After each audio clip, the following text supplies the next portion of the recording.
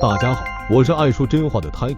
一转眼已经进入3月，小米、OPPO 陆续发布了自家的年度旗舰产品，各家旗舰产品相互角力，争夺高端手机市场。而终端机作为手机出货量的基本盘，即将接棒旗舰产品，延续手机市场的激烈战况。简单数了一下，这个月估计有10多款重磅新机要和大伙见面。话不多说，Tiger今天简单给大伙超前瞻一波。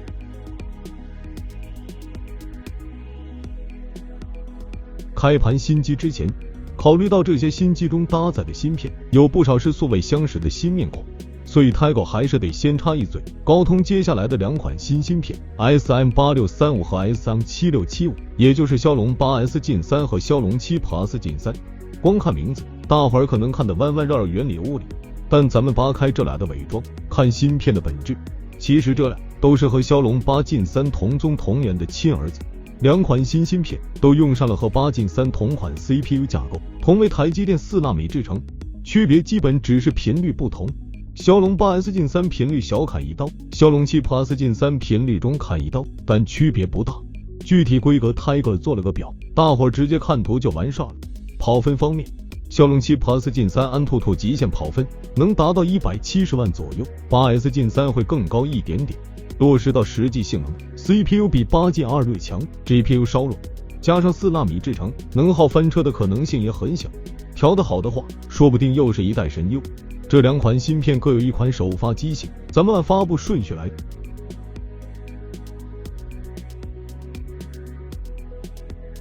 骁龙7 Plus Gen 3的首发机型不是大家伙期待已久的红米 Note 13 Turbo， 而是一加 S3V。根据今年首款的描述，不出意外，一加将会是第一个出牌的选手。这次一加 S3V 主打直屏小钢炮，屏幕上搭载了一块喜闻乐见的 1.5K LTPO 直屏，不过不是一加 S3上那块 1.5K 版本的东方屏，该有的等级分明还是要有的。正面颜值也不用担心，上一代 S2V 就带着极圈终端机开始卷起了质感，干掉了塑料指甲，这代估计也差不多，边框应该能再窄一点点。电池规格将会延续黑长去年的大电池风格，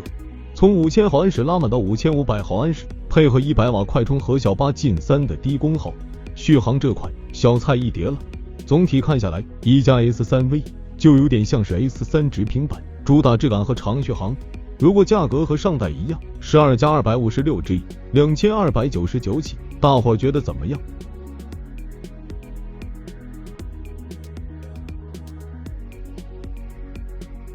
上一代红米 Note 12 Turbo 靠着规格很顶的骁龙7 Plus Gen 2，加上狂暴引擎，游戏表现和不少8 Plus 机型都打得有来有回。而且虽说极限性能不如天玑9000，但功耗控制却稳压一头，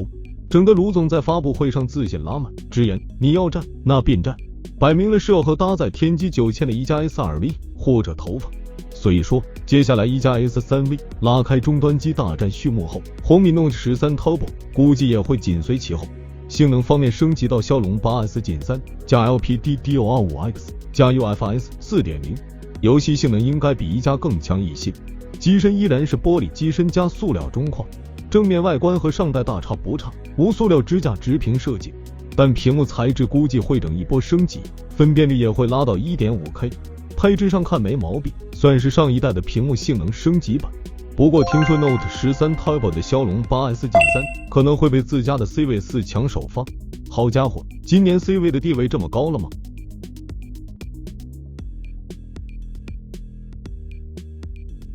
小米 C 位一屏借机深颜值和恰到好处的配置已经推出就深受用户喜爱，可惜后面2代产品销量一直不温不火。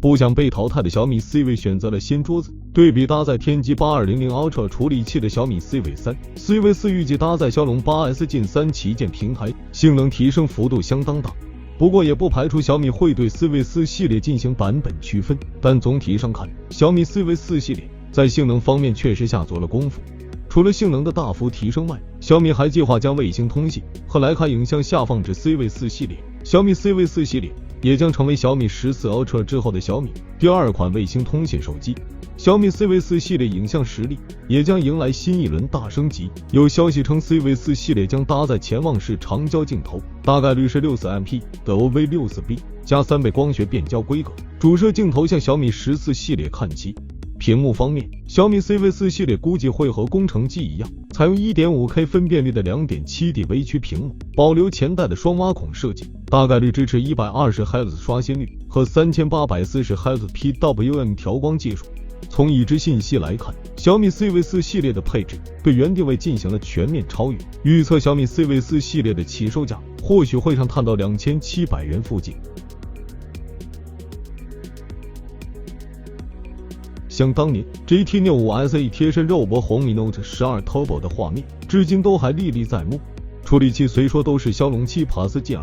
但真我 GT65 SE 屏幕是 144Hz 1.5K， 电池是5500毫安时加100瓦，硬件规格好于红米，但其售价直接定了个和红米相同的1999。Tiger 直呼卷疯了，这次真我 GT66 策略不会变，配置上继续对标红米 Note 13 Turbo。同样的骁龙 8S Gen 3，同样的 1.5K， 同样的塑料边框。其他方面，电池可能继续保持5500毫安时加100瓦，然后用更低的售价打价格战。不过 Tiger 还是略有疑惑，这么搞下来，那自家的一加 S3B 岂不是有一点点危险了？毕竟定位相似，而且真我 GT66 处理器性能更高。哦对了，还有一个小细节，既然提到了66系列， Tiger 估摸着这次可能66和66S 一起放，分别把最新的骁龙 8S Gen 3和7 Plus Gen 3全都吃下。66派去狙击红米，66 SE 在刀刀周边配置，定位更低端的市场。回想起realme这几波打法，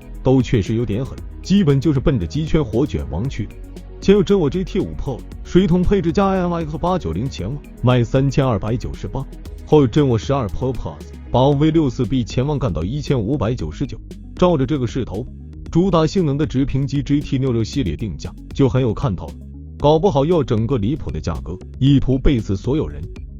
总之，下个月这波终端机大战还是蛮有意思的，特别是处理器性能暴涨，直接来到了次旗舰的水平，听起来确实很美好的样子。但是Tiger最后还是要说个但是，这一波机子虽然性能都提升很大，但他们的对手不只是友商同期发布的新机，而是此前发布第三方已经开始降价的红米 K70、一加 S3、阿酷、Neo 9等选手，处理器拉不开什么差距。上面那些或多或少还有注入 2K 屏、金属中框以及不错的主摄之类的长板。现在这波新机定价，估计得慎之又慎。不过这些都是厂商该考虑的问题，咱们只需要持币观望，看着厂商卷就完事了。那么问题来了，大家比较看好哪款新机呢？欢迎评论区告诉我你的答案。想了解更多数码资讯，记得关注我们的频道。我们下期再见。